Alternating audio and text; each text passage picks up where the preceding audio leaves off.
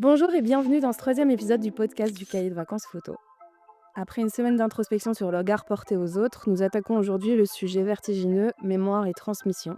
Comment la photographie peut-elle servir d'aide-mémoire? Comment capturer ce qui n'est plus ou ce qui est invisible, comme un geste inconnu, hérité ou une absence?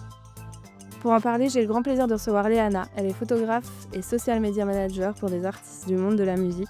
Elle a cette particularité d'associer régulièrement ses images à des textes manuscrits. Nous aborderons ensuite le cœur du sujet, la photographie comme un outil de résistance contre l'oubli. Comment photographier un vide? Et si nous devions ne garder qu'une seule image pour laisser une trace de nous, laquelle serait-elle? Nous reviendrons aussi sur les 3 défis du cahier de cette semaine, donner présence à l'absence, collection d'héritage et envoyer un message vers le futur. Léana, merci d'être là.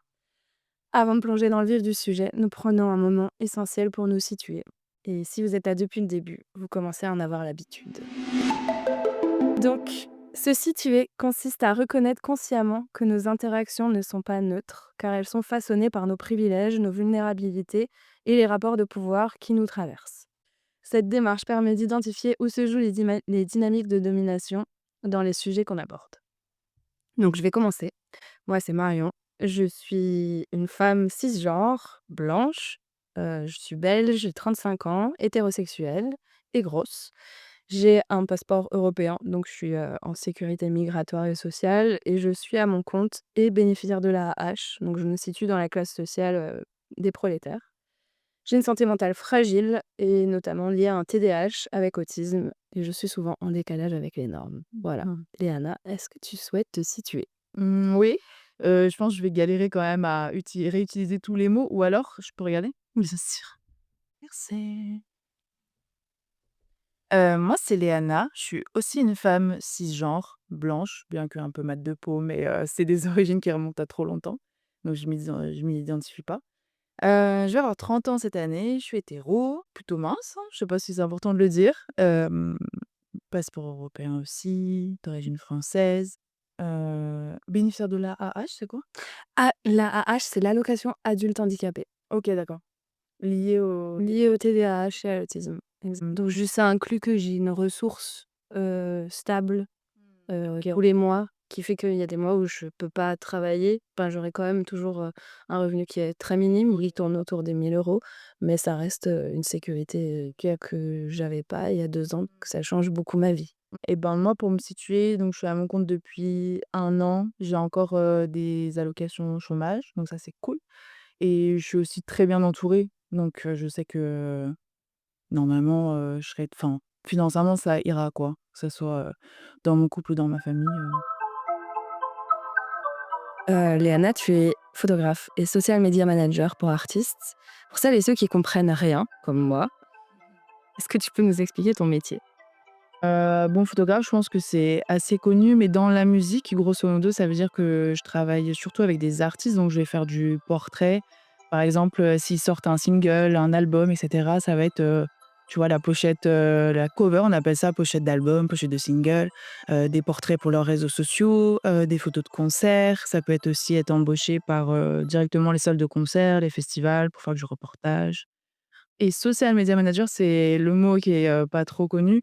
On connaît surtout community manager, mais en fait, social media manager, c'est soit tu t'occupes des réseaux sociaux d'une personne ou d'une entité ou d'une entreprise, soit tu formes les personnes, pour qu'elles soient autonomes avec leurs réseaux sociaux, que ça leur serve pour leur activité.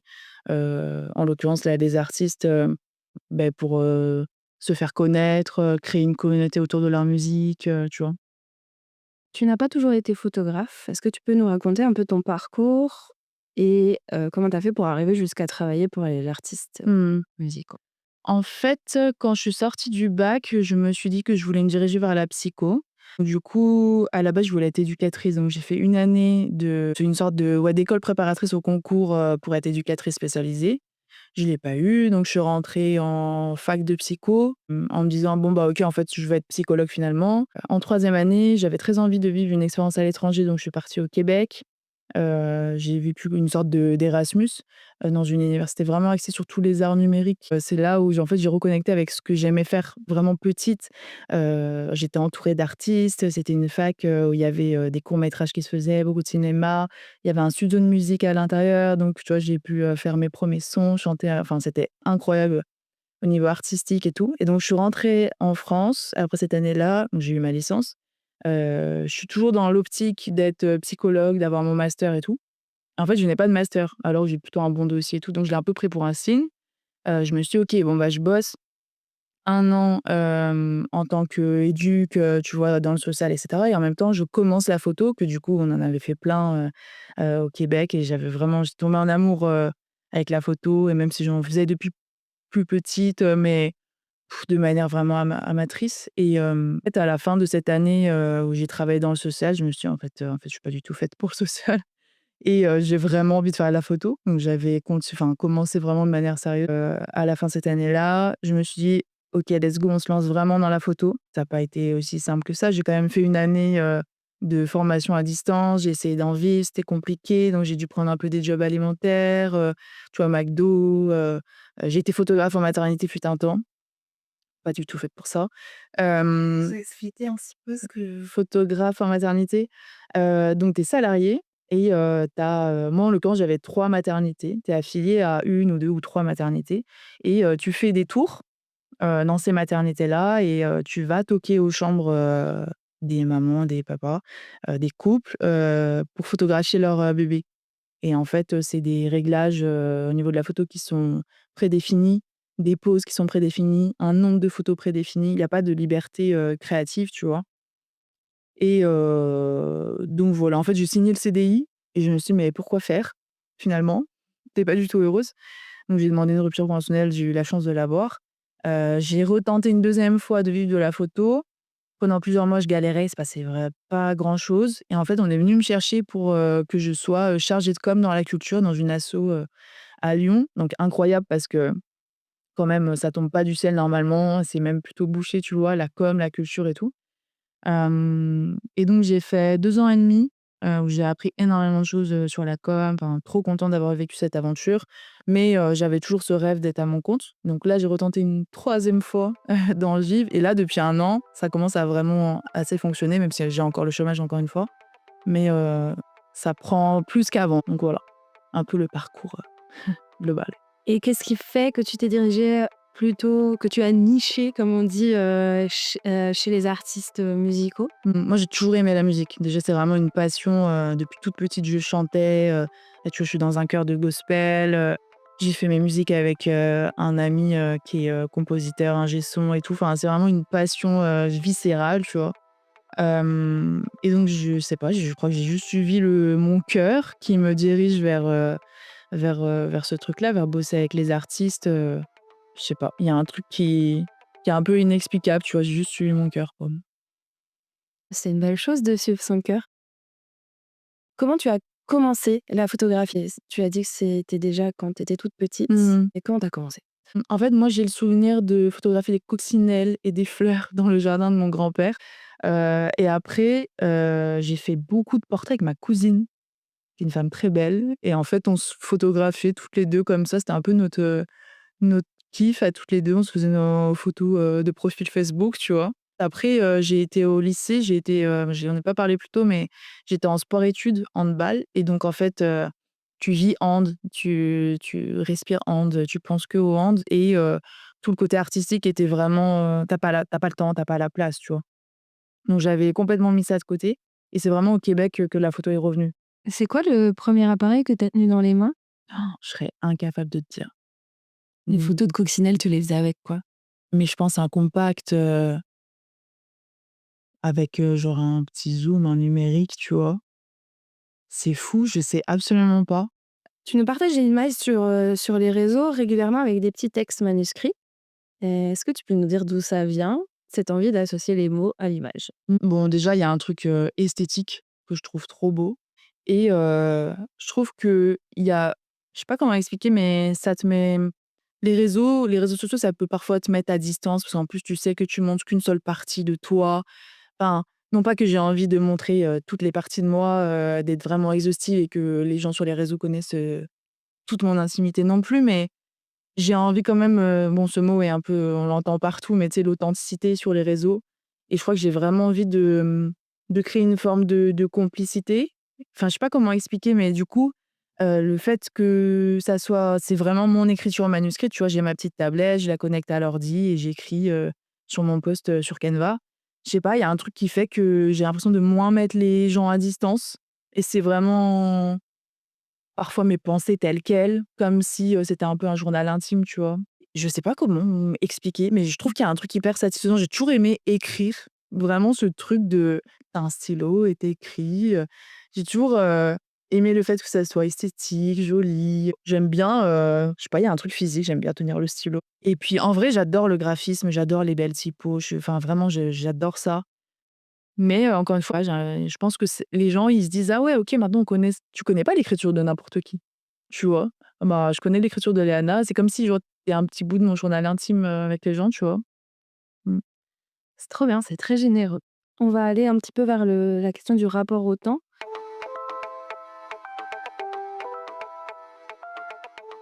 Quel est ton premier souvenir lié à une photo? Je pense que vraiment, c'est les albums photos que mes parents, ma mère surtout, avaient gardés et notamment des 3 premières années de ma vie dont en fait on se souvient pas forcément et d'autant plus que moi je suis née à l'étranger parce que mon père, il est à la retraite aujourd'hui mais il était, militaire et mes parents avaient très envie de vivre une expérience à l'étranger. Donc ils ont été pris, et en fait, en gros, je suis rentrée en France à mes 3 ans et donc il y a un peu ce truc de: «Oh, c'est stylé, tu es née à l'étranger et tout», mais moi je m'en souviens pas et donc c'est un peu les premières preuves. Puis en plus, c'est marrant parce que je trouve que ça te façonne, d'une certaine manière. Enfin, tu sais, du coup, tu te vois. Moi, apparemment, j'étais très souriante quand j'étais petite. Ma mère arrêtait pas de me le dire et cetera. Ça te montre une époque, une version de toi, une certaine époque. En plus, un pays que tu as pas connu, dont tu te souviens pas. Enfin, tu as connu, mais tu t'en souviens pas. Je sais pas, j'aime trop ces albums photos et j'y retourne souvent. Et tu as eu envie d'y retourner dans ce pays? Ouais, on y est retourné quand j'avais 16 ans avec mes parents, parce qu'en vrai, j'avais vraiment envie de enfin, j en fait, c'est bizarre, j'ai pas vraiment d'attache, émotionnelle à ce pays, je le considère pas comme le mien. Mais ouais, curieuse quand même de savoir et donc ils m'ont amenée dans les rues où on a vécu, tu vois? Ils m'ont raconté leur version et tout, c'était cool, ouais.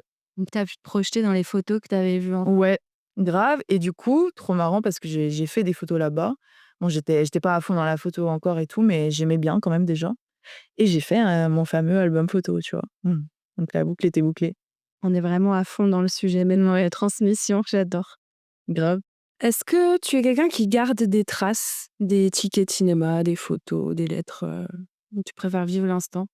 C'est trop marrant parce que je pensais pas que j'allais autant parler d'albums photos aujourd'hui. Mais là, ça fait un moment que je l'ai pas fait, mais depuis quelques années, j'essaye de faire des albums. Bon, à part celui, de mon voyage à mes 16 ans là, dans mon pays de naissance, où c'était vraiment numérique.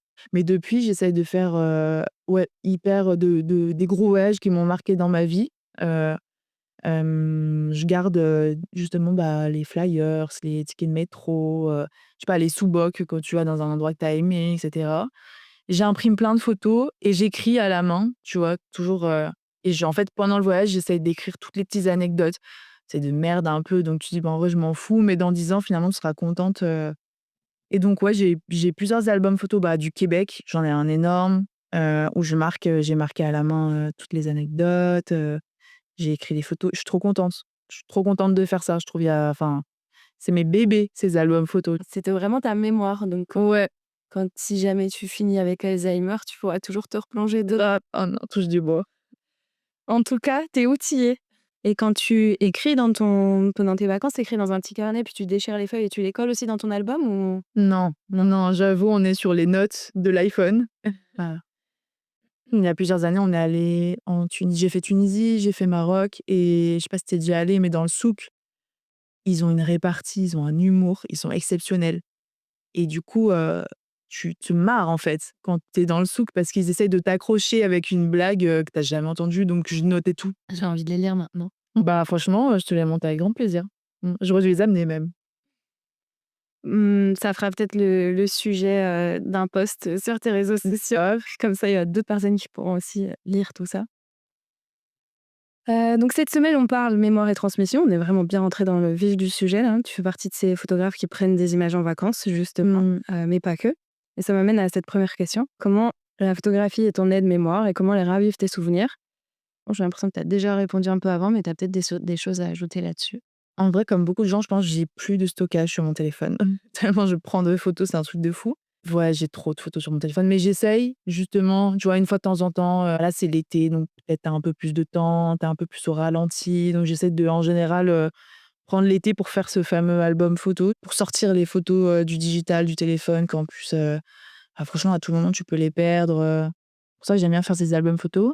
Bon, du coup, je suis toujours autour du sujet des vacances, mais j'aime bien partir avec, j'ai un plus petit appareil qui est un Ricoh. Bon, c'est quand même un très bon appareil, mais avant, je partais avec, mon matos, mon appareil, mon 50 millimètres, ses voyants et tout. Enfin, en plus, du coup, tu as pas le même rapport ni aux gens, ni, toi, au truc que tu dois te trimballer et tout. Donc du coup, maintenant, j'ai ce petit appareil, soit je prends ça, soit je prends mon argentique et en fait, j'aime bien parce que du coup, il y a plus le côté, technique. Ah ouais, il faut que je sois à telle ouverture pour faire ci. En fait, j'ai un argentique, il est en semi-automatique, c'est vraiment je prends la photo de l'instant. Il y a pas de côté, technique, il y a pas je fais très peu de retouches, voire pas. Donc j'ai l'impression de laisser une trace vraiment, plus ou moins réelle de l'instant T. Et de pas, me prendre la tête avec, tout le côté technique, tous les réglages et cetera. Donc c'est un peu comme si tu devenais une touriste, Ouais, d'arrêter d'être photographe, quoi. ouais, un peu. Bon, il y a quand même ce côté très esthétique avec l'argentique en fonction de la pellicule que tu as.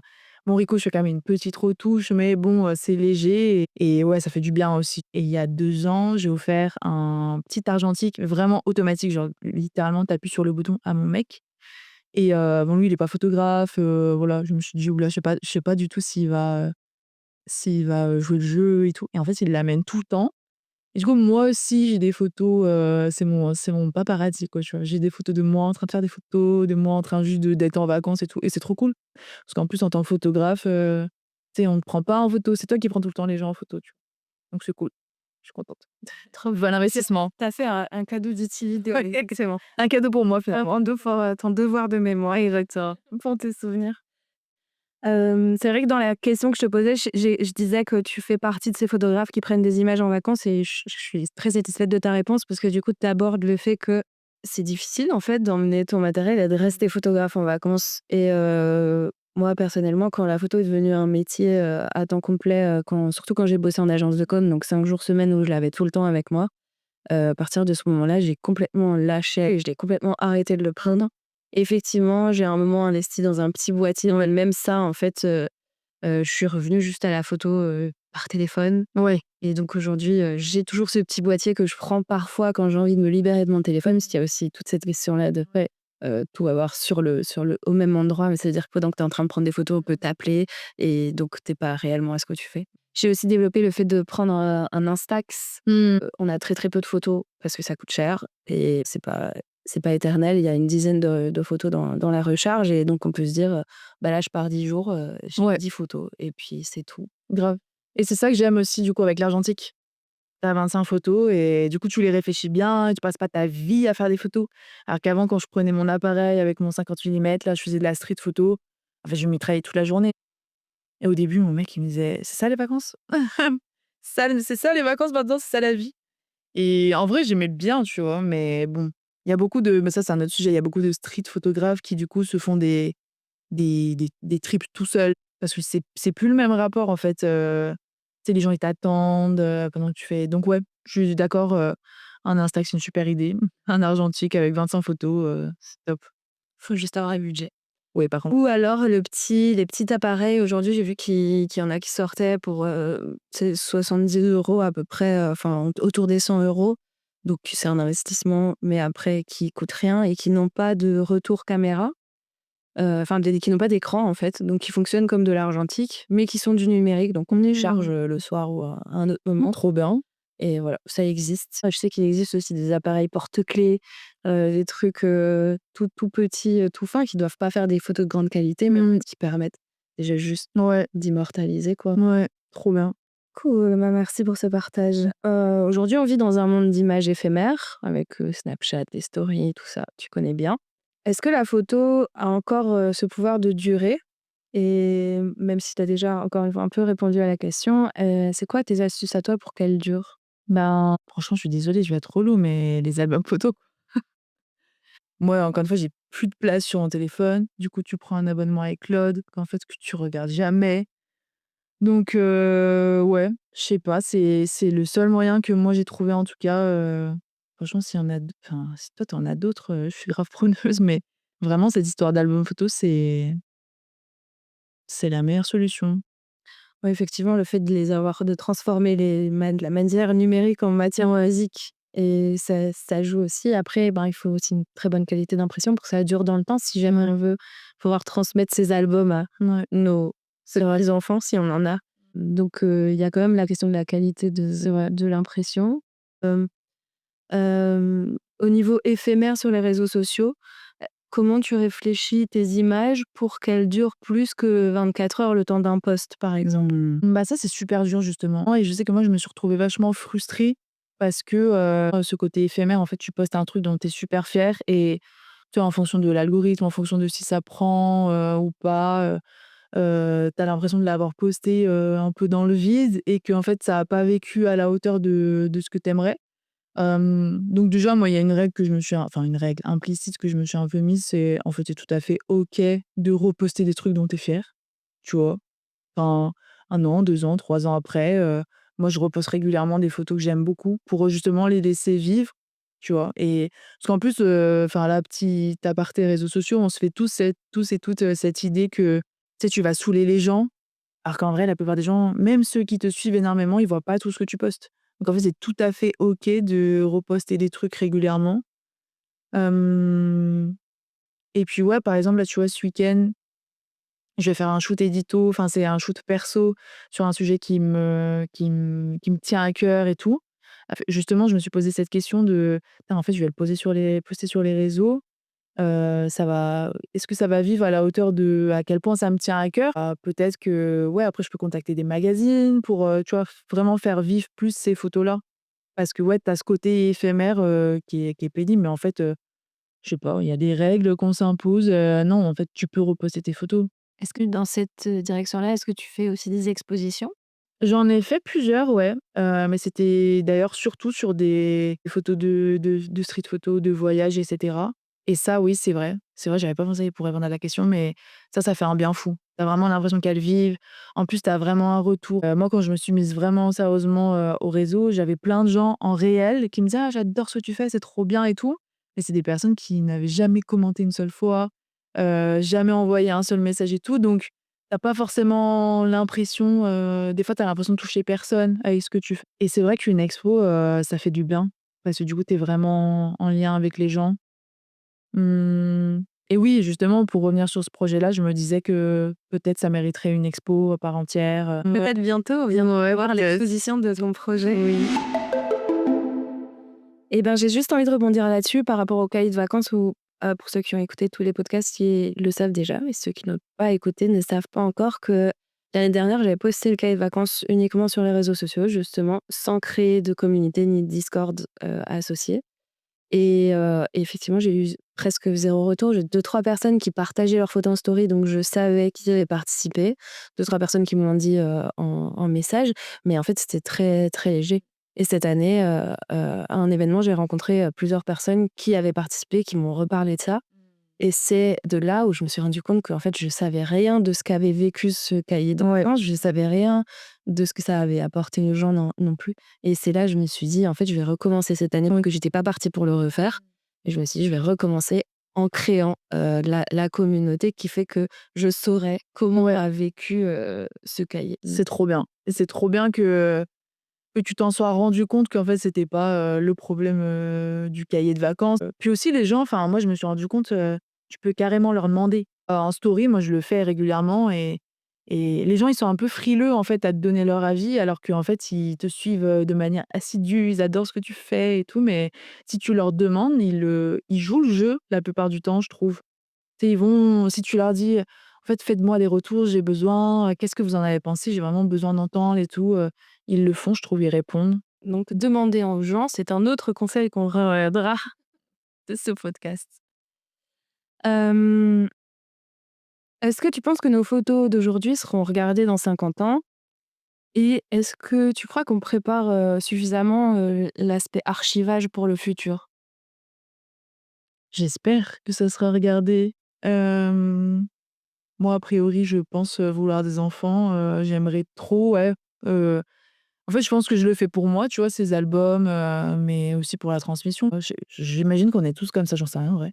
Mais, j'aime trop regarder les photos de mes grands-parents, j'aime trop savoir, d'où je viens, leur histoire, et je sais pas si tu as vu passer, mais ces dernières années, il y a c'est grave à la mode, tous les albums, je sais plus comment ça s'appelle, mais en gros, grand-mère, raconte-moi ton histoire, papy, raconte-moi ton histoire et tout. Et nous, on a offert ça à ma grand-mère et donc on est en train de le faire avec elle parce qu'elle perd peu à peu la vue. Mais il y a grave ce truc, je sais pas, j'ai eu plein de pubs, je me dis: «Bon, bah, si au niveau marketing ça commence à popper, c'est que déjà il y a un besoin quand même». Les gens, je pense qu'ils en ont besoin. En fait, je te pose une question, mais j'ai déjà été chercher des réponses. OK. Justement sur, est-ce qu'on prépare en tout cas, l'archivage pour le futur? Moi, ce qui m'inquiète, c'est ça, c'est qu'on travaille beaucoup sur du numérique et si un jour il y a une panne électrique générale et qu'on n'a plus du tout accès au numérique, bah, en fait, on perd tout et si on a toujours accès à l'électricité et donc au numérique dans 50 ans, comment on protège, nos images? J'ai vu qu'il y avait quelques semaines, tu avais fait un post sur la question des disques durs et tout ça. Ouais. Est-ce que tu veux nous en dire un mot là-dessus? Sur ton stockage ou comment tu Déjà, images? grave intéressant ce que tu dis, j'ai trop hâte de voir, ce que tu as trouvé. Les disques durs, quel enfer. Non, je n'ai pas trouvé de solution pour l'instant. Je suis en train de réfléchir. Ah bon, là, ça va être un peu technique, je vais passer vite dessus, mais à acheter un NAS. En gros, si j'ai bien compris, 3 disques durs, et s'il y en a un qui pète, qui meurt et bah, les 2 autres, ils ont quand même la sauvegarde, enfin bref. Sinon tu as les clouds aussi. Mais heureusement, j'ai un ami qui est vraiment techos, qui m'aide énormément sur ces sujets-là, mais quel enfer! Non, je n'ai pas trouvé de solution. Après, du coup, ouais, je suis grave chaude d'entendre ta réponse, mais je sais que moi, dans le cadre de mon ancien job de chargée de com dans la culture, là, j'étais allée visiter, les archives à Lyon, mais passionnant. Et du coup, je sais pas, ouais, est-ce que enfin, c'est lié à ça, toi, ce que tu avais trouvé? Léger, mais je veux bien que tu me parles de ça, de la manière d'archiver, tout ça, ce que tu as découvert là-bas. En fait, il y a des donc moi, j'avais fait celle de Lyon, côté Perrache là. Je sais plus, il y a national et départemental dans mon souvenir. Bon déjà, c'est immense. Tu sais, il y a une température qui est régulée, les personnes qui y rentrent, c'est vraiment hyper régulé et dans mon souvenir, en fait, toutes les personnes nées à Lyon ont une trace. Donc tu peux remonter super loin et c'est vraiment des traces, tu sais, au niveau, civil. Donc tu vas, naissance, mariage, décès, Pacs, j'imagine, divorce, tout ça et tu as des trucs, tu des grosses figures, françaises qui sont passées par là. Tu as des manuscrits qui datent de centaines d'années, écrits avec une écriture à la plume, enfin moi j'étais passionnée par cet endroit-là. Trop bien, il y a des Ouais. photos? Non, c'est vraiment que de l'écrit dans mon souvenir et ils ont un espace où toi tu peux venir, consulter librement les archives. Donc par exemple, si tu as un ancêtre, je sais pas, qui était dans la Résistance, tu vois, à Lyon, et c'est quand même un haut lieu de la Résistance, et moi j'ai un ancêtre qui est passé par la prison de Montluc. À un moment donné, je me suis dit: «Bah, je vais aller aux archives et me renseigner sur sa vie, sur son passage à Lyon». Je sais pas, je trouve ça passionnant. Et l'avantage d'avoir les photos depuis le début du siècle, c'est qu'en plus, on peut mettre des visages sur Mais oui, des gens qu'on ne connaît pas et incroyable. Et donc du coup, toi, tu as trouvé quoi? donc au niveau numérique, il y a une question du format de fichier qui risque d'être problématique. En fait, le plus grand ennemi, c'est pas la perte du fichier. Bon, évidemment, le plus grand, c'est que l'électricité s'arrête et qu'on n'ait plus accès au numérique, donc là, c'est foutu. Mais donc c'est l'obsolescence du logiciel capable de la lire. Donc Mmh. les non-photographes, peut-être, c'est pas du tout, clair pour vous. On travaille avec des fichiers bruts, qui ont une extension. Ce que vous connaissez sûrement la plupart, c'est le point JPG, JPEG en fait, qui là va être une sorte de compression et bah, notamment le JPEG apparemment il risque de mal vieillir et donc il est conseillé de sauvegarder ces photos en TIFF plutôt qu'en JPEG. Ça, c'est peut-être un petit peu technique pour les non les non-initiés, mais renseignez-vous quand même parce qu'au final, c'est important. Le TIFF, c'est un format ouvert et normalisé, donc pour l'archivage pur, donc potentiellement le JPEG peut disparaître, mais le TIFF pas. C'est un format qui est non compressé et c'est la référence qui est utilisée par les musées et les archives nationales, justement. Plutôt, donc pour les photographes, on va plutôt conseiller de sauvegarder en DNG. Mmh. Donc nous, donc on shoot en RAW. Le DNG, c'est un format, ouvert aussi, qui a été créé par Adobe, il y a très longtemps, mais qui peut être lisible sur les ordinateurs, sur les programmes de partout. L'extension, elle vient de notre constructeur. C'est toujours une compression, de l'image, mais ça vient de notre constructeur et donc possiblement, si le constructeur décide d'arrêter cette extension-là, bah, il l'arrête et puis potentiellement nos fichiers sont plus lisibles après. Donc c'est mieux de sauvegarder en TIFF et en DNG. Pour ça, il faut aussi bien organiser les métadonnées, c'est un truc auquel on ne pense pas, mais bien organiser la structure, des dossiers par année, par événement peut-être, pour y revenir dans 20 ans. Parce qu'aujourd'hui, on se dit: «Ah, je sais que c'était à ce moment-là». Dans 20-30 ans, on sait plus, ce qu'il y avait vraiment donc moi, c'est ma manière aussi, d'exporter mes images toujours Mmh. par date. Donc pareil, des non initiés à la photographie ne savent peut-être pas ça, mais chaque fichier photographie possède des métadonnées, dans lesquelles il y a les dates, parfois les lieux, ça va dépendre aussi des appareils photo. Mais voilà, il y a des informations qui sont pas lisibles sur la photo. Vous pouvez les lire sur Mac, en tout cas en faisant un clic droit. Heu, Métadonnées, il y a EXIF le terme aussi et IPTC aussi. Mmh. Voilà et donc ça, c'est des informations qui voyagent d'office avec la photo quand on les copie, donc on aura toujours accès à ces au moins aux dates. Voilà et alors il y a une règle d'or, ça s'appelle la redondance géographique en 3-2-1 qui va rejoindre un petit peu ce qu'on t'a proposé avec le NAS. Donc c'est qu'aucun support physique, disque dur, clé USB, DVD n'est éternel. La préservation, elle repose donc sur la multiplication des copies et c'est là où c'est important. Dans l'idée d'avoir 3 copies des données. Oh là là, qui fait ça? Ouais.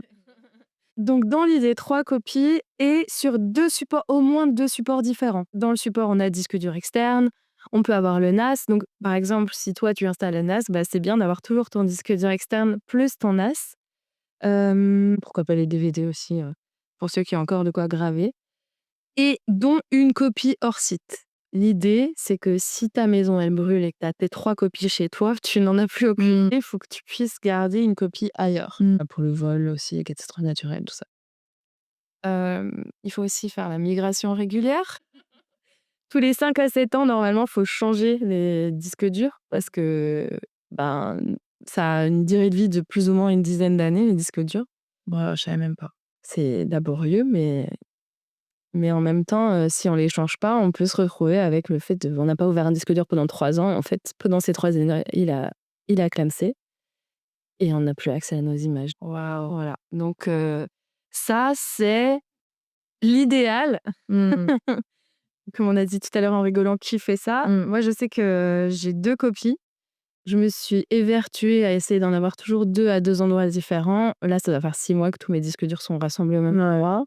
Bah, comme on fait quand même régulièrement des photos, donc faut régulièrement faire les copies, Ouais. régulièrement aller chercher le disque dur qui est ailleurs, Ouais. il faut les refaire et puis après il faut le remettre et il faut pas oublier de le remettre. Donc là, moi, aujourd'hui, j'ai mon disque dur de sauvegarde Mmh. qui est avec moi. Enfin, mon disque dur, j'en ai 4, mais bref. C'est vertigineux, donc faut aussi, bah, essayer de réouvrir le disque dur pour voir si l'ordinateur a pas trop galéré à l'ouvrir et quand on sent que ça commence à être tendu, de le remplacer. Mais il y a aussi l'impression dont tu as parlé tout à l'heure, qui peut, peut-être être un moyen de sauvegarde, même plus pérenne. Encore une Mmh. fois, si jamais il y a une panne électrique, on peut la garder. Ça nous force aussi à synthétiser aussi nos choix, parce que comme sur des disques durs, on peut laisser beaucoup de choses. Peut-être qu'on centralise moins, Ouais, on totalement. choisit moins et après sur le problème de l'impression, bah, l'avantage de l'album, par exemple, dont tu parles depuis tout à l'heure, c'est que ça va être fermé, donc il y a pas de lumière qui va intervenir sur les photos Ouais. et donc potentiellement, même si elles sont pas de très bonne qualité, elles peuvent vraiment tenir très longtemps dans le temps. Mais sinon, en fait, le gros problème de l'impression, c'est de choisir une impression qui soit qualitative. Je m'y connais très, très peu en impression. Je sais pas si toi tu as des infos là-dessus? Je sais qu'il y a le jet d'encre et le pigmentaire qui est différent. Ouais, non. Non. Non, en fait, ouais, j'avais un super, labo à Lyon, mais qui a fermé et en fait, du coup, je leur faisais totalement confiance, tu vois, pour des tirages, mais bon, pour mes albums photos, en vrai, je vais à la Fnac, je prends la borne, et puis enfin, moi, ça me paraît qualitatif et si c'est pas du tirage d'art pour, des photos de vacances, pour moi, c'est pas très grave. Mais par exemple, oui, si tu veux les encadrer, bah, si le soleil tape dessus, tu vois en vrai assez vite, hein, que ça change, que ça déteint, que ça change les couleurs et cetera. Donc ouais, je sais pas. Est-ce que c'est pas aussi la vitre? Je sais pas, je m'y connais pas assez en vrai. Il peut y avoir effectivement, je crois, des vitres anti-UV qui protègent un peu mieux, mais Mmh. ça reste, voilà. De toute façon, le temps va détériorer l'image. Ouais. Coucou, c'est la Marion du montage. Je fais une petite incursion pour vous donner deux, trois petits points techniques sur les impressions à privilégier si jamais vous voulez plutôt les garder dans le temps. En gros, il faut la bonne technologie et on va parler juste après. Il faut le bon papier, il faut aussi une finition de protection. Donc, on en parlait juste avant, les filtres UV. Donc, pour l'impression à pigment, c'est vraiment le meilleur choix au niveau durabilité. Elle résiste beaucoup mieux à la décoloration. Pour le papier, il faut du papier, archivage dans l'idéal, donc baryté ou coton. Ils sont plus stables. Il faut éviter tous les papiers un peu glossy si on veut garder longtemps, ils vieillissent, plus vite. Heu, Si la photo, elle est tirée sur une imprimante jet d'encre, il faut essayer de voir si vous pouvez activer un mode, qualité archive s'il existe. Malheureusement, ça vous coûtera peut-être plus d'argent, mais ça maintiendra peut-être, une efficacité plus longue dans le temps. Il faudra une protection aussi, anti-UV qui est assez efficace. Il y a la technique de la lamination, mais il y a aussi les protections anti-UV, sous type de film ou de feuilles transparentes et qui ralentissent bien la dégradation, surtout si vous les affichez, à l'intérieur de vos appartements et la lumière, en fait, c'est vraiment le gros problème pour la dégradation. Donc dans l'idéal, il faut les garder, à l'abri du soleil direct et de la chaleur et de l'humidité, même si ça paraît compliqué en ces temps de canicule. Donc là, je vais un petit peu plus dans l'intimité de ces thèmes. Comment on photographie quelque chose qui n'est plus là? Une absence, un vide. Attends, comment photographier quelque chose qui n'est plus là? Ouais. Je sais pas si ça m'est déjà arrivé de photographier quelque chose qui n'est plus là. Je sais que par exemple, en street photographie, la seule chose à laquelle je pense, c'est, que je m'étais un peu fixé une sorte de petite série, où, je voulais, justement, travailler sur, la présence humaine. Il y avait pas d'humain sur la photo, mais on sentait qu'il venait juste de passer ou, justement on sentait un vide, une, un siège d'une rame, de métro avec, juste un papier de journal et en fait, il y a personne sur la photo. Ça, c'est une série que j'ai un peu laissé tomber, mais qui est toujours un peu dans un coin de ma tête, que j'avais bien aimé faire. Mais après, c'était pas aussi deep que je sais pas pourquoi en fait, tu m'as posé la question, je pensais, tu sais, aux grands-parents qui sont amenés à disparaître, hem et ouais, je sais pas, j'ai toujours admiré par exemple, ces photographes, documentaires, qui font beaucoup de documentaires et qui vont photographier, l'intimité de la relation de leurs grands-parents ou, l'approche de la mort, de la maladie et cetera. C'est vraiment quelque chose qui m'a toujours, intriguée et impressionnée. Mais, moi je crois que je suis trop hypersensible pour faire ce genre de projet. Mais je m'étais déjà un peu attelée pendant le confinement. On avait été confinés donc du coup avec mon copain, chez nous, parce qu'on enfin, tu sais, c'était une période on n'était pas en confinement, national. On en sortait, mais, quand tu avais le covid, tu étais confiné d'office, je sais plus combien de temps c'était, 10 jours ou 2 semaines et lui, il l'a eu, moi je l'ai pas eu et du coup, ben, en fait, je suis obligée quand même d'être confinée avec lui, tu vois, chez nous. Du coup, je m'étais fait un petit reportage photo documentaire, sur, la vie pendant 2 semaines, confiné, lui, la maladie et cetera. Je suis jamais allée plus loin que ça, mais c'était déjà cool. Et justement, j'avais repris, pour éviter tout le côté technique et cetera, j'étais full argentique avec mon semi-automatique et comme ça, il y avait pas de parasitage, tu sais, cérébral de: «Vas-y, quelle retouche je fais? Quelle couleur je fais? Quel réglage je fais?» et cetera. Et du coup, je sais pas si je me suis trop éloignée de ta question de base. Tu es partie dans une direction. Je sais pas si, enfin, après la question, c'est vraiment une excuse pour parler au Ouais. final, hein, donc c'est très vrai. Mais tu parlais peut-être du rapport aux grands-parents et si donc si c'est des photos que tu as pas faites, Ouais. tu devais les faire. Mais moi, il me reste plus que mes grands-parents côté, paternel et bah, je pense que je me trompe pas si je dis que c'est quand même une génération qui a beaucoup de pudeur, que j'ai pas une relation ultra fusionnelle, ultra proche, même si, enfin, je les aime, on s'aime, tu vois? Je sais pas, je pense que je sais pas à quel point je serais à l'aise de faire ce genre de projet, photo avec eux. Si par exemple, vous avez un anniversaire, je sais pas, les 60 ans de ta mère et Ouais. je sais pas quel âge elle a et on se dit: «C'est dommage quand même, bah, ses parents sont pas là». On fait une grande fête, il y a tout le monde. Cette tête à tête, comment on les représente, par exemple? Bah, enfin, franchement, je sais pas si c'est bateau, mais j'aurais tendance à dire par ceux qui sont encore là. Comment est-ce qu'ils vivent, à travers ceux qui sont encore là? Moi, j'imaginais, parce qu'en général, ouais, j'imagine toujours des Ouais. trucs quand je propose un thème, j'imaginais plutôt, des objets et quand tu dis: «C'est bateau» à travers les personnes, ben, c'est pas le truc auquel j'aurais pensé, mais c'est vrai que physiquement, on est des héritages des personnes qui ne sont plus là et donc se mettre nous en avant, bah, ça enfin, ils sont quand même là en quelque Ouais. sorte, quoi. Donc on parle souvent d'héritage, matériel quand quelqu'un disparaît, mais qu'en est-il de l'héritage invisible? Donc ça va être plutôt un tic, une façon de rire, un geste, des choses qui sont propres à la personne qui vient de disparaître et qui sont quand même intégrées en nous et comment on capture ça en photo? Ça, c'est ma question, mais peut-être que toi, du coup, tu as autre chose, à aborder là-dessus. Mais toi, tu as perdu beaucoup de gens dans ta vie? Ouais, Ah ouais, c'est bon, ça y est, pose cette question. je pense que j'en ai pas perdu assez, je touche du bois. Enfin, je sais pas. En fait, les personnes que j'ai perdues, c'est des personnes, dont je me sentais pas, non plus ultra proche. Ma grand-mère maternelle, je l'ai pas connue. Mon grand-père, maternel, je l'ai connu quand j'avais 10 ans. Donc en fait, c'est des personnes, hem, je sais pas. Je sais pas si il y a un manque de vécu, je ressentirais pas le besoin de faire un reportage photo sur le sujet, par exemple.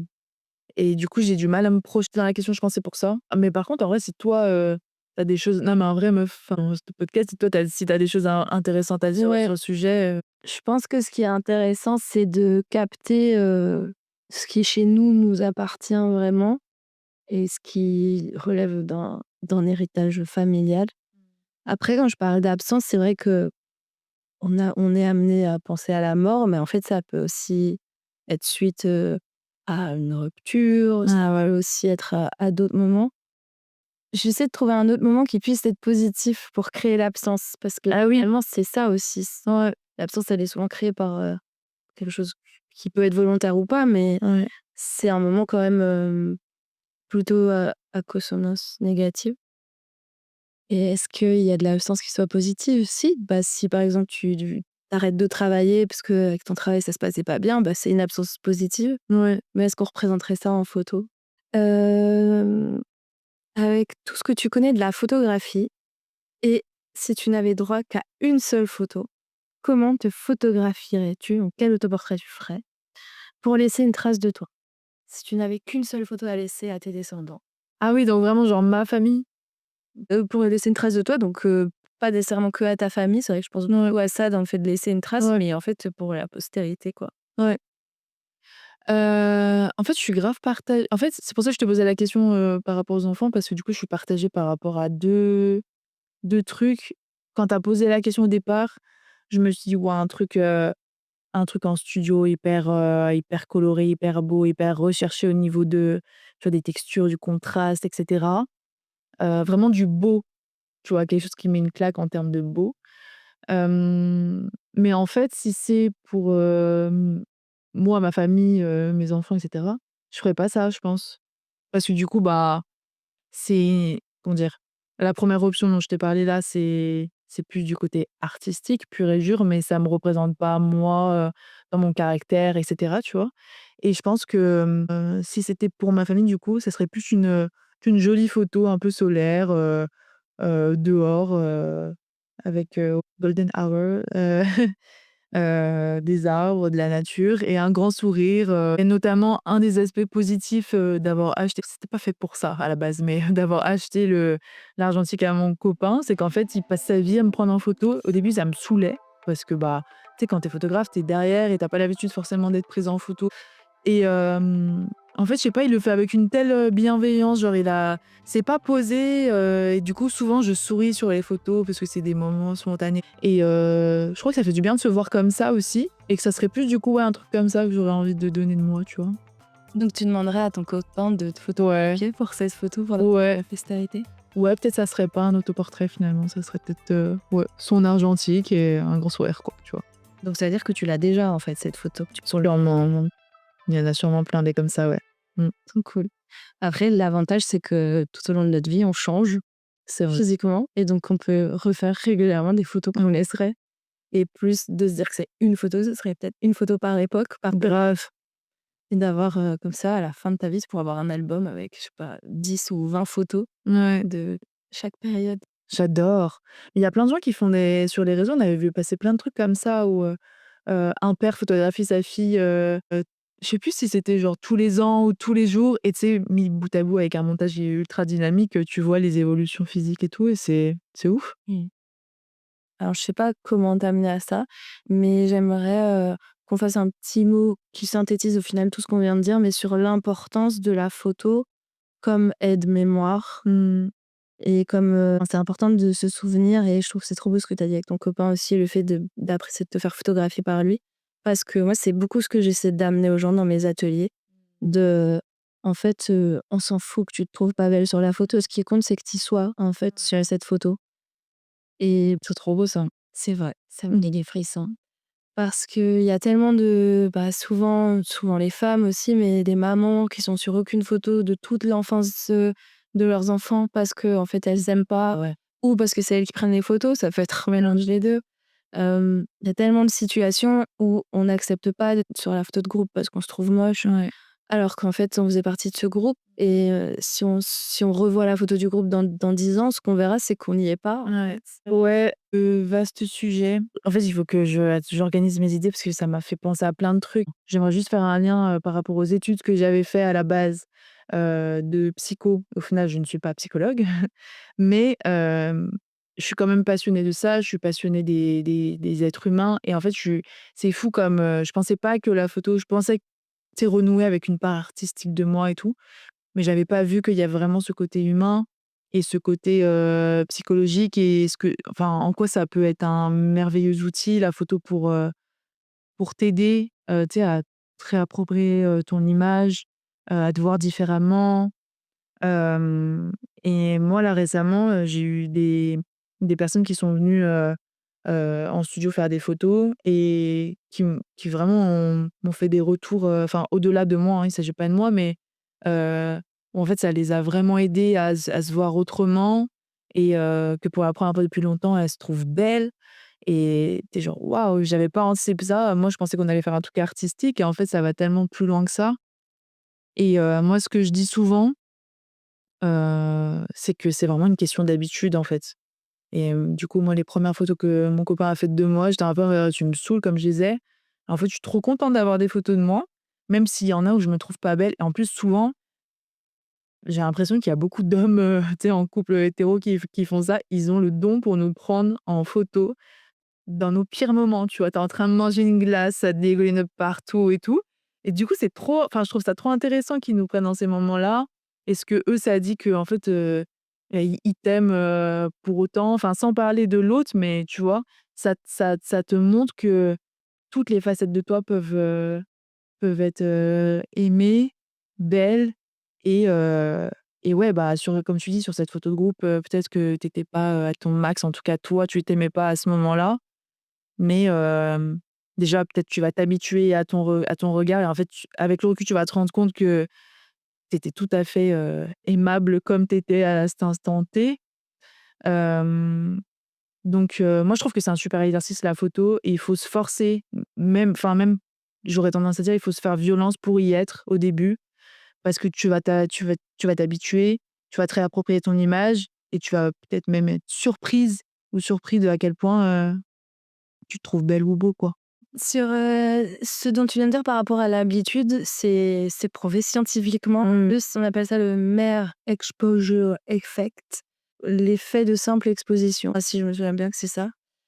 Au plus on va voir quelque chose, au plus on va s'y habituer et au plus ça va nous paraître normal Mmh. et donc effectivement pour, s'habituer à se voir en photo, faut se voir en photo et par rapport aux personnes dont tu parlais, le fait de venir faire des photos avec toi, que ça a eu un impact, sur elles et donc les retours qu'elles t'ont fait. Est-ce que c'est des personnes de qui tu as pu suivre l'évolution? Est-ce que par exemple, si c'est une personne que tu suis sur les réseaux sociaux, tu as vu que après votre séance, elle s'est beaucoup plus prise en photo, par exemple? Ouais, mais carrément et en fait, je pense notamment à 2 artistes femmes, pas ultra, enfin, pas confiance en elles, vraiment du mal avec leur corps, rapport au corps vraiment compliqué et ouais, on a fait avec ces 2 artistes-là, on a fait 2 3 shoots et en fait, à chaque fois, déjà, je voyais une évolution, la première séance, waouh, vraiment compliquée, elles arrivaient pas à se mettre à l'aise, elles étaient figées, enfin, c'était vraiment violent pour elles. La deuxième, déjà, elles sont transformées en 5 minutes,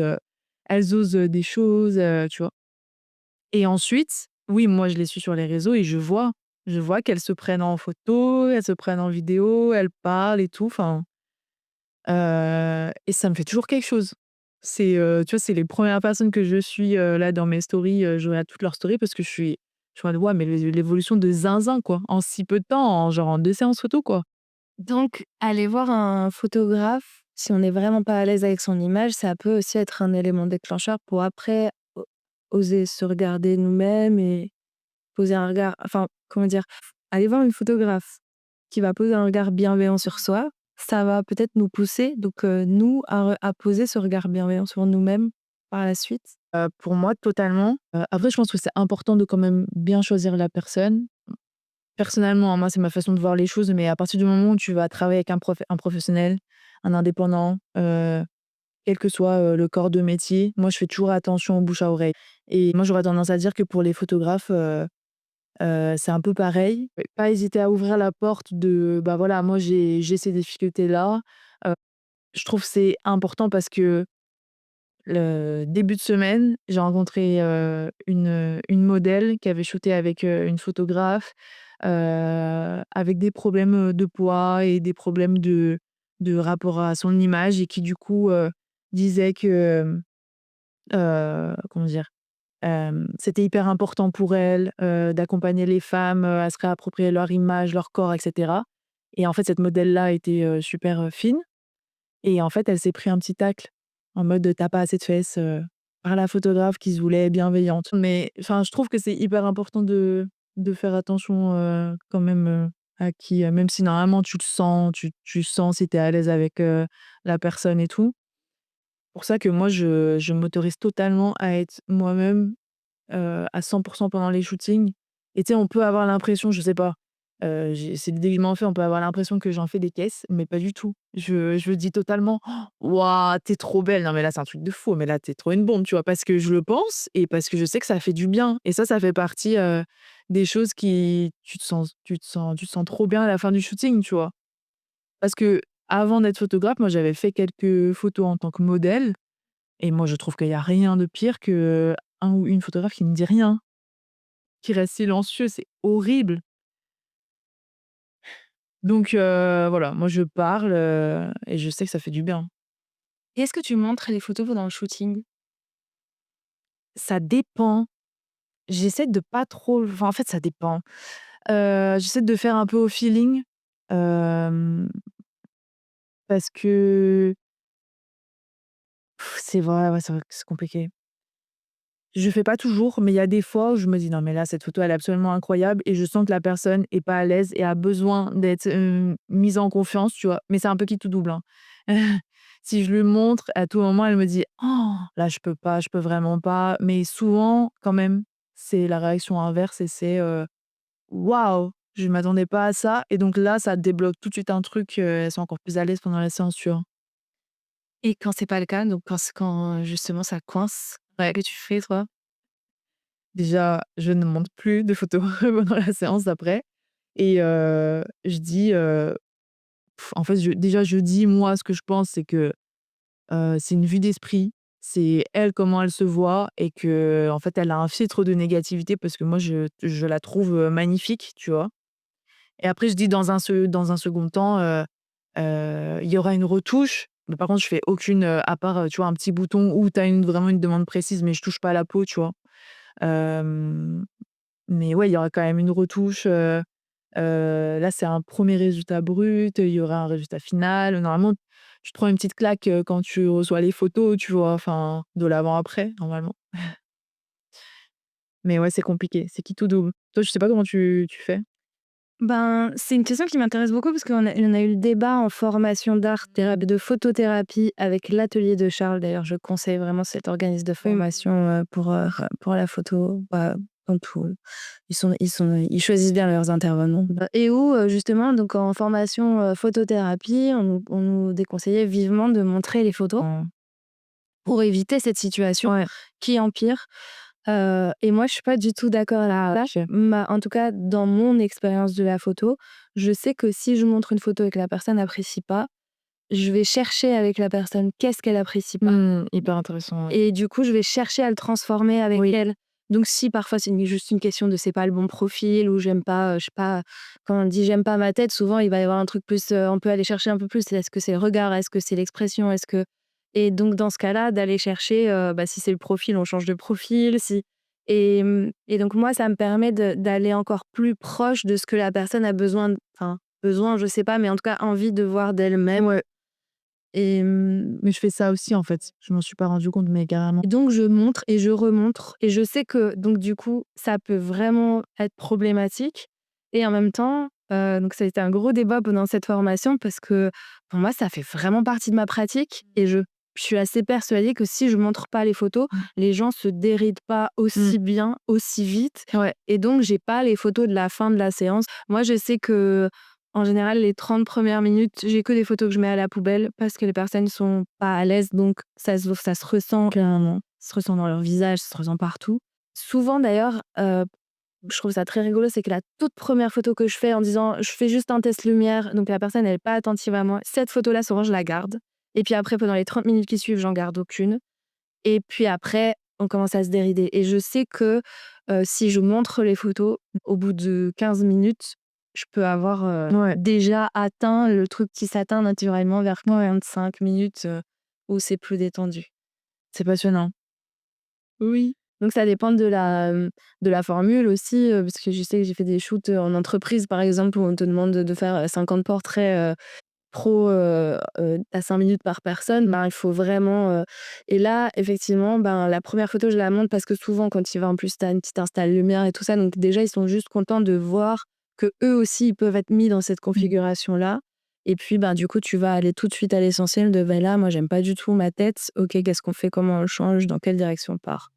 Mais donc je pense que, vu que c'est ce qui préconise le fait de pas montrer les photos à la formation de photothérapie, hem je pense que ça a son intérêt aussi Mmh. de pas montrer, de laisser la personne complètement dans le flou pour qu'elle aussi juste voyage dans son expérience du shooting que tu es en train de lui proposer et se laisse porter et peut-être que ça Mmh. lui permet de faire un peu plus confiance aussi et je suis d'accord que ça peut vraiment être à Mmh. double tranchant Ouais.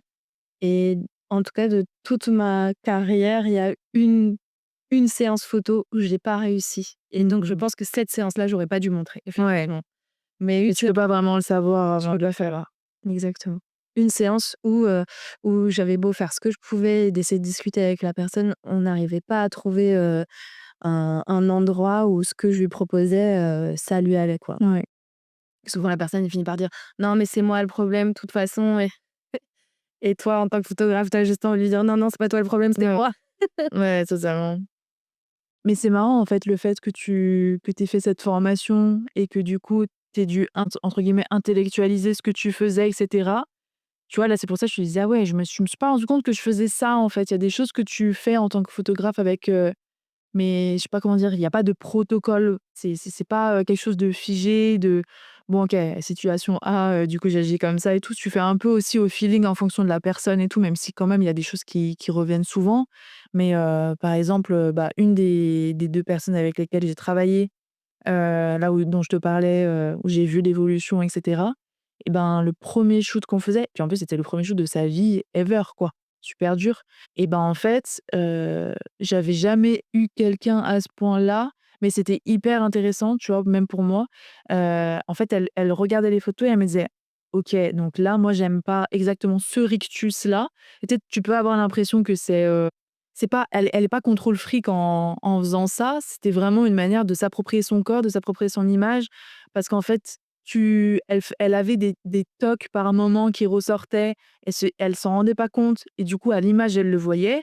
Donc après, elle commençait à intellectualiser un petit peu tout ce qu'elle faisait et moi, j'ai essayé de lui donner des conseils en disant peut-être tu peux donner un peu de sourire dans tes yeux, mais du coup, il y avait des conseils qui lui parlaient, d'autres qui lui parlaient pas et du coup, en fait, on faisait sans arrêt des allers-retours entre, elle en tant que modèle, qui se fait prendre en photo, son ressenti dans son corps et elle allait voir la photo et on faisait des allers-retours comme ça et c'était hyper intéressant. Mais tu vois, la fois d'après, on n'a pas fait ça. Elle a pas eu besoin de faire ça. Elle s'était relâchée. Elle avait aussi compris, elle m'a dit elle-même: «J'ai compris, quand je faisais telle pose, comment ça renvoyait et cetera». Enfin, c'était passionnant, je trouvais comme shoot photo, tu vois? C'est la grosse différence aussi quand tu travailles avec des modèles qui, elles, savent. Donc Ouais, elle, là, c'est en faisant cette séance oui, avec toi qu'elle a commencé à comprendre ouais, comment, renvoyer l'image qu'elle avait envie de renvoyer ouais, en photo. exactement. Et donc toi, tu as commencé la photo plutôt avec des modèles, enfin des personnes qui avaient pas l'habitude d'être photographiées, c'est ça?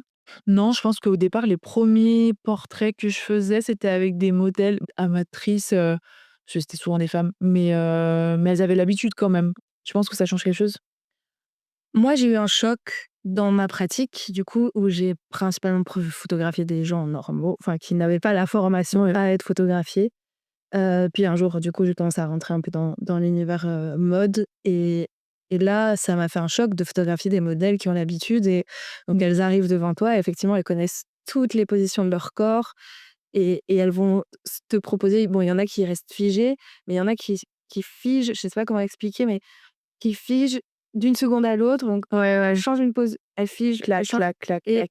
et elle te propose ça naturellement et toi, en fait, là, enfin, ça a vraiment remis en question mon travail de photographe où je me dis: «Mais je sers à quoi?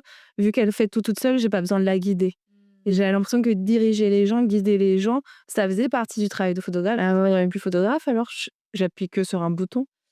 Mais je trouve que c'est vraiment différent parce qu'une fois que tu es avec des modèles qui savent vraiment, poser et que tu as pas ou très peu besoin de guider, il y a une sorte de truc un peu plus, inexplicable, j'ai pas envie de dire spirituel, mais en tout cas une connexion, tu vois? Qui fait que ouais, de l'ordre de pas quelque chose de palpable, mais du coup, tu te concentres plus tellement sur, OK, elle a besoin d'être guidée précisément sur, la pose de son visage, la pose de son corps et tout.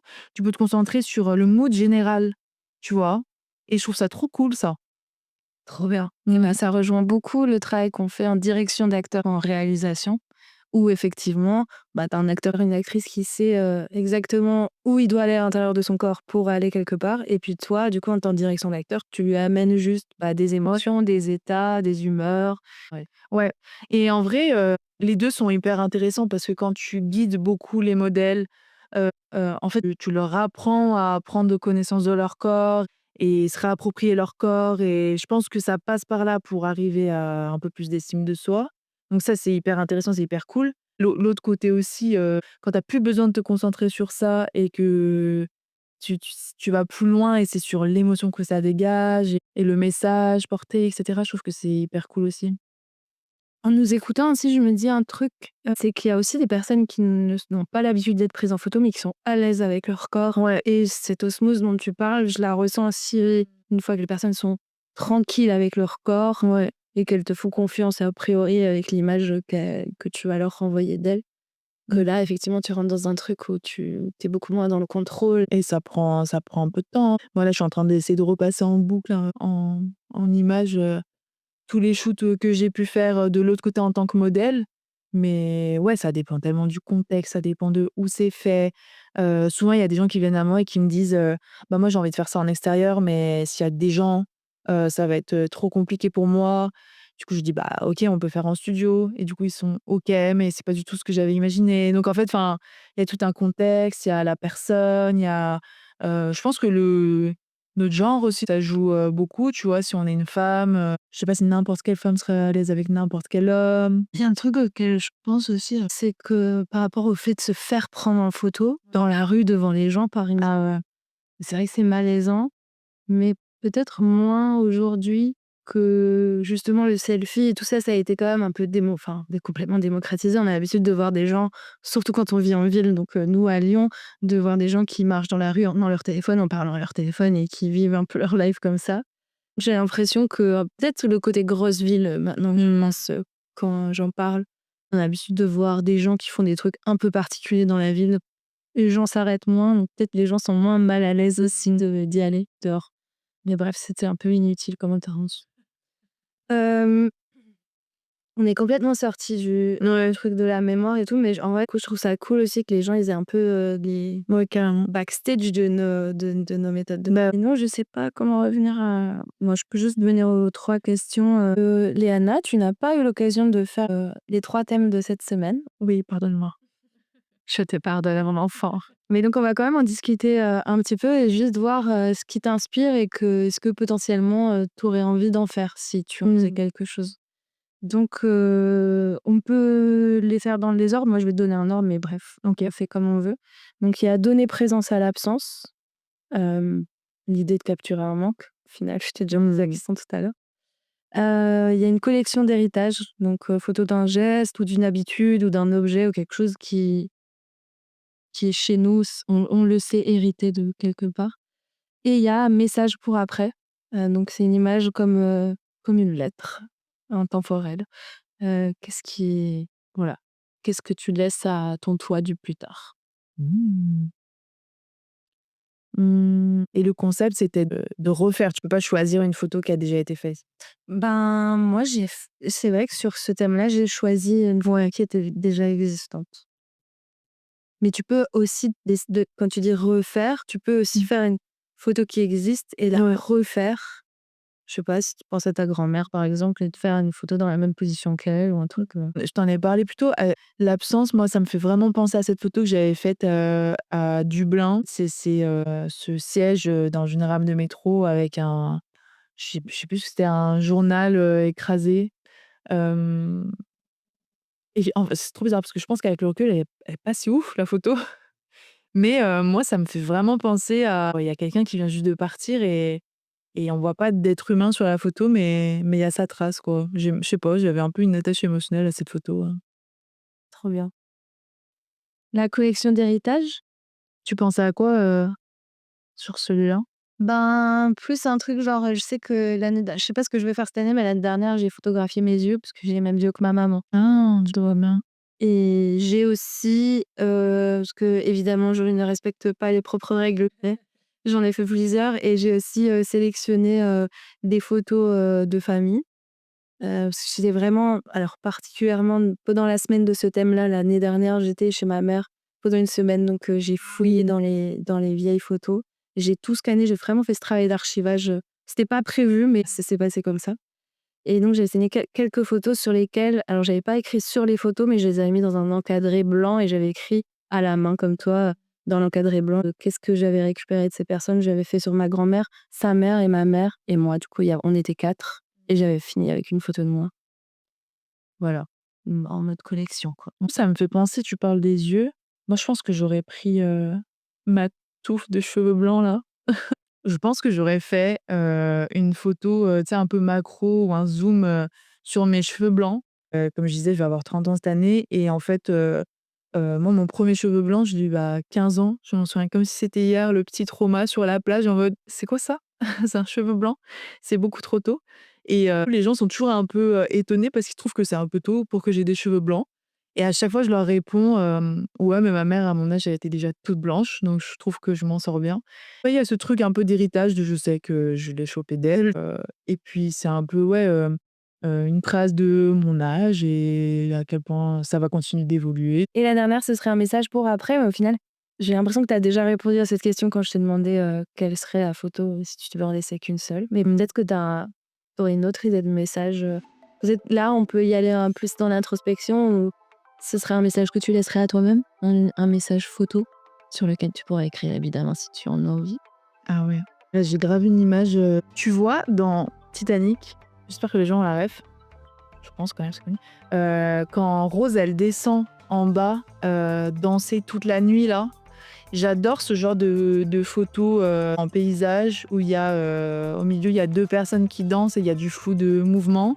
Tu sais, ils sont en train de se tenir la main comme ça, ils se tournent autour. Je sais pas si c'est un mot, précis, cette danse-là et ouais, écrire dessus. Alors je sais pas quoi exactement là, à chaud, mais un truc d'espoir, un truc de joie en fait.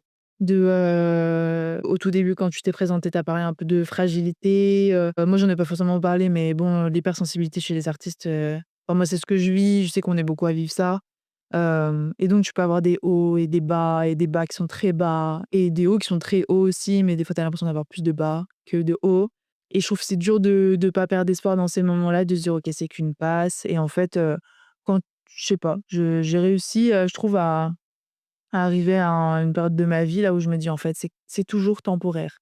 Même si tu as l'impression que c'est toujours là, c'est toujours temporaire et donc il y a un filtre un peu là que j'ai mis devant mes yeux de en fait, là moi, je choisis de voir ces moments, ces petits moments de joie et tout. Parce que tu sais, c'est une enfin là, on parle d'un truc ultra deep mais, en fait, je pense que la question qui nous anime un peu, tous, c'est, comment arriver au bonheur? Comment, s'alléger de nos peines, de nos blessures et cetera mais je crois que enfin, en tout cas, moi, ma solution, c'est de s'accrocher à ces tout petits moments où tu ris dans la cuisine avec un tel ou tout seul, ou tu danses et tu vois? Donc je trouve que cette photo-là, ouais, ça serait trop bien, je vais la faire. Et puis un message écrit à la main, ouais, en blanc, sur la photo, un truc d'espoir, un truc comme ça, quoi. Trop bien. Et ben, si tu l'as fait, tu nous l'enverras. On arrive au bout de ce podcast. Merci beaucoup. Merci. C'était trop chouette. Avec, Léana, on se connaît déjà, on a déjà eu pas mal d'heures de discussion, mais je trouvais ça trop bien aussi de synthétiser et d'avoir des questions au préalable parce que en général, c'est rarement le cas. Ça arrive jamais pour se voir avec des questions comme si on allait s'interviewer. Mais c'était très intéressant. Moi, j'en ai appris beaucoup sur toi et je pense que nos échanges de photographes vont aussi peut-être démystifier certaines Mmh. choses pour les gens qui connaissent pas du tout cet univers.